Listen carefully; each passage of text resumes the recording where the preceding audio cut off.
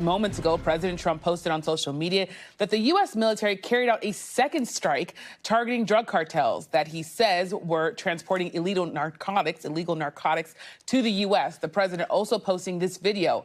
It follows a similar strike carried out earlier this month in the southern Caribbean, and it comes as the Trump administration looks to ramp up pressure on the Maduro regime in Venezuela.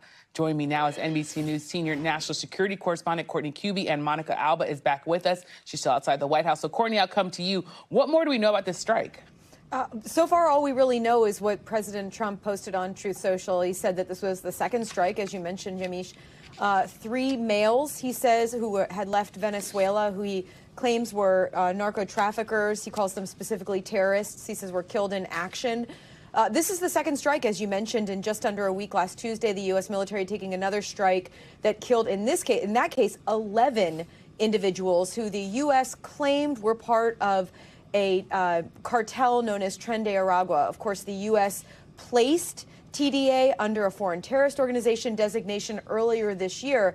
But that strike has raised a lot of legal questions about the U.S.'s ability, their legal authority to strike at a boat like this. Since then, we have heard from a number of different Trump administration officials about that very issue, defending it. Secretary of Defense Pete Hegseth saying that he has the ultimate authority, complete and total authority, to carry out these sorts of strikes. But that being said, Yamiche, we have gotten very little fidelity or detail about exactly what happened in this strike, including exactly how long the U.S. was watching the individuals in the strike last week, exactly what kind of aircraft carried it out. And even Capitol Hill has not gotten answers to all of their questions, including the legal authority. I suspect that, as you're seeing on the screen here today, right now, this second strike is going to raise similar questions about whether the Trump administration has the ability, as they say, to be striking these boats. Remember, right after the first one last week,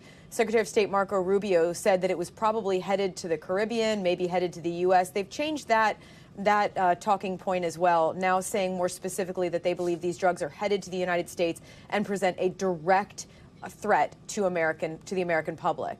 Well, a lot of questions, especially when you talk about the legal authority here. Monica, what should we make of the president's decision to increasingly go after drug cartels in this specific way? Yeah, this is something that the president says he's also going to continue to do. In this lengthy post, he also says and notes, by the way, that no U.S. forces were harmed in this strike.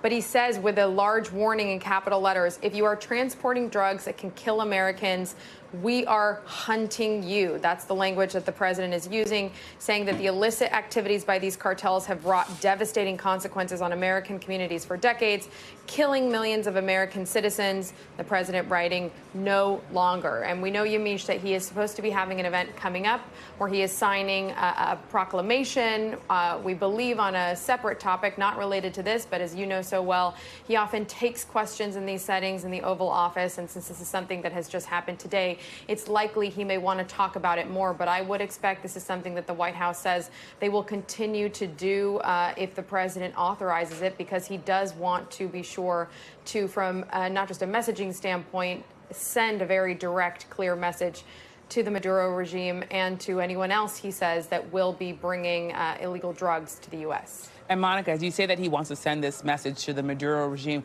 is this really all about really forcing a regime change? Does the White House believe that these kinds of strikes could lead to Maduro's ouster?